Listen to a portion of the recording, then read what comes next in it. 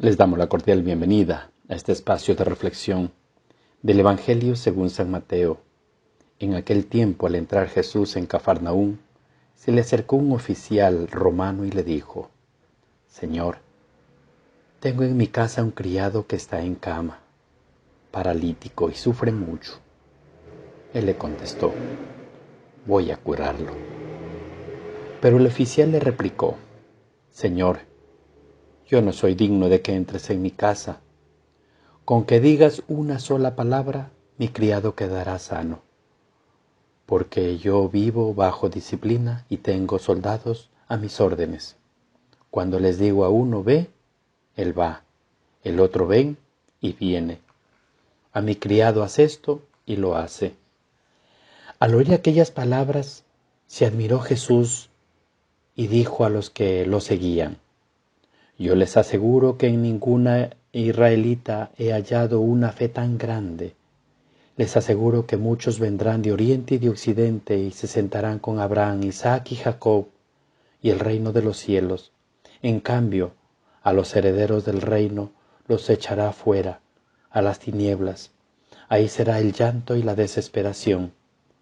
Jesús le dijo al oficial romano: «Vuelve a tu casa y que se cumpla lo que tú has creído».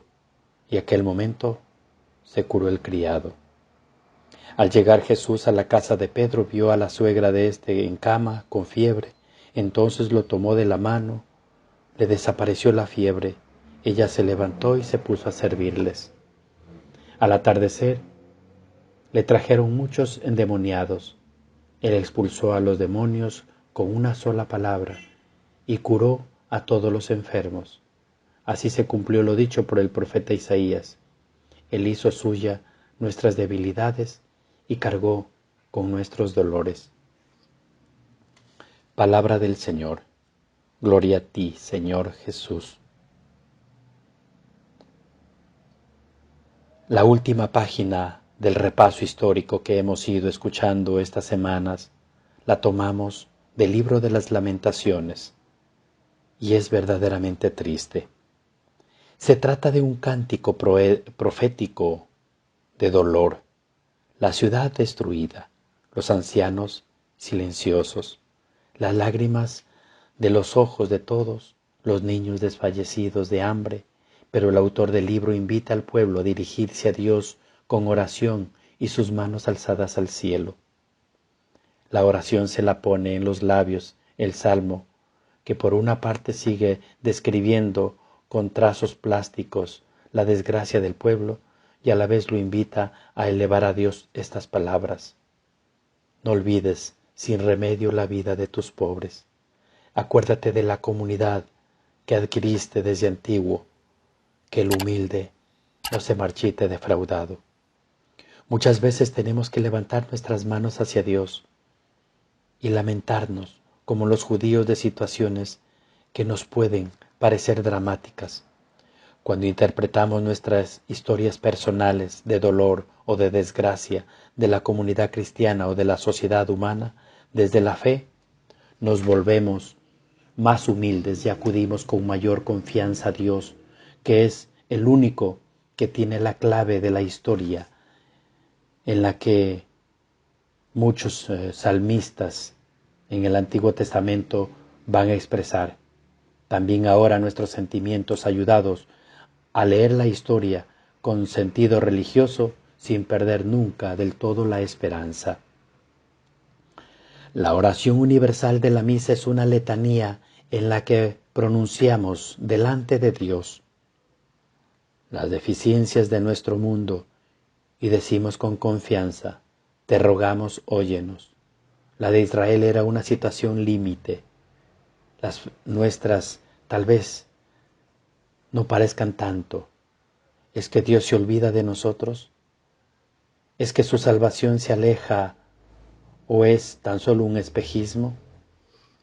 La oración nos hace recapacitar sobre nuestras debilidades y sobre la grandeza y la bondad de Dios. Israel encontró en él la salvación, también nosotros, y decir nuestra triste historia en la presencia de Dios no es dejarle a él todo el trabajo, sino que nos compromete a colaborar con su ayuda en la solución de estos males de nuestro mundo.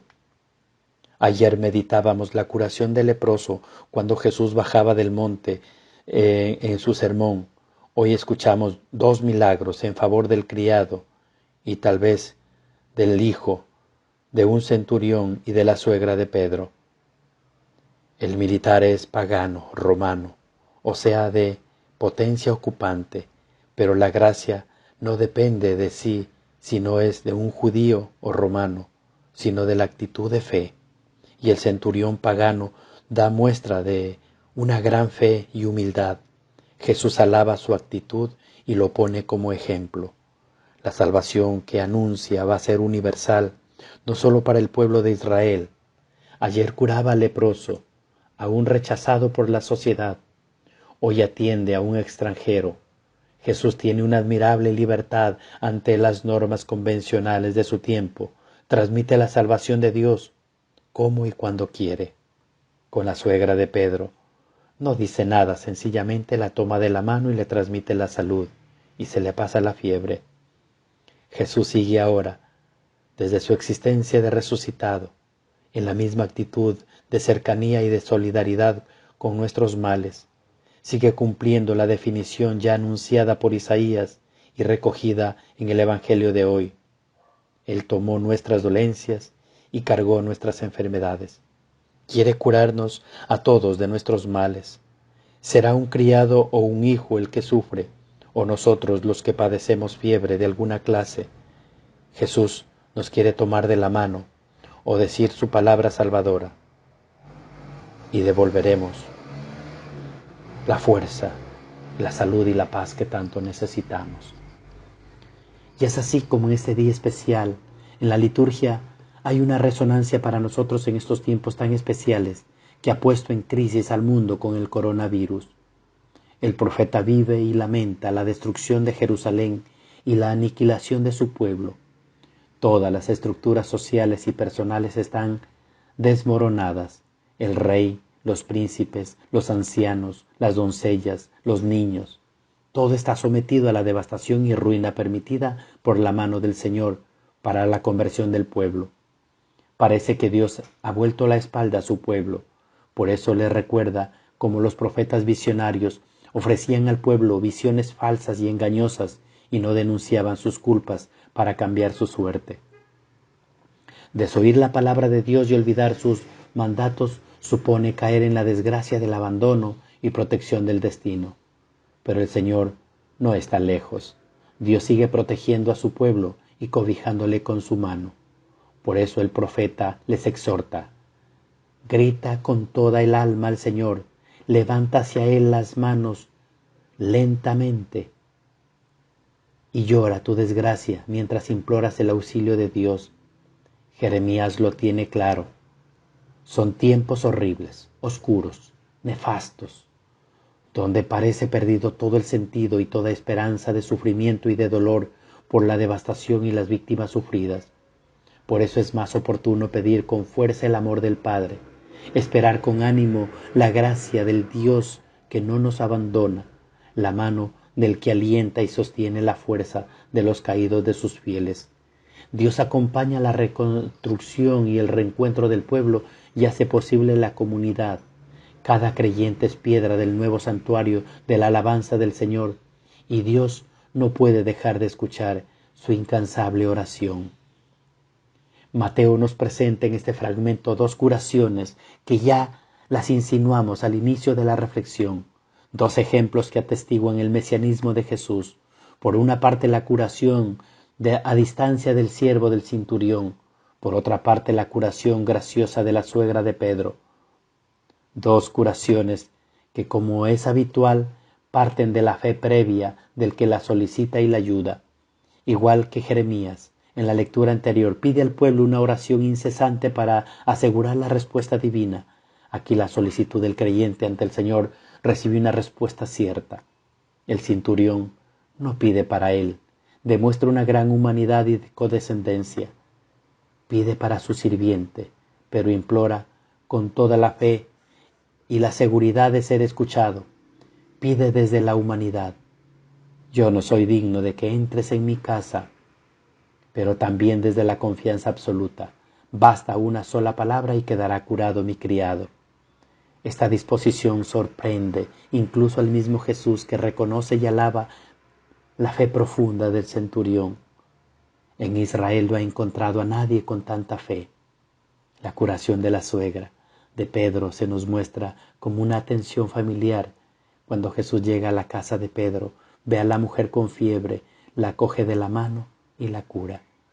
Y la buena mujer se pone a servirles. Son dos acontecimientos que quedaron grabados en la mente de los discípulos y que Mateo nos narrará en su Evangelio. Dos curaciones que testimoniaban, por una parte, el poder salvador de Jesús y por otra, la urgencia de la fe para asegurar la salvación en medio de la enfermedad, la necesidad o la adversidad. La oración y la fe son argumentos para ponernos a salvo. En los momentos difíciles, a partir como el centurión de la mirada hacia el otro, del sufragio de sus necesidades, será el vehículo para poder construir un reino de salvación. Lo que esperamos que cambie, se construya, es lo que nuestra fe espera: constancia, oración, misericordia, y seremos capaces de poner en marcha y edificar para los demás. Solo la fe nos da el apoyo suficiente para construir un nuevo reino de Dios. Gloria al Padre, al Hijo y al Espíritu Santo, como era en el principio, ahora y siempre, por los siglos de los siglos. Amén.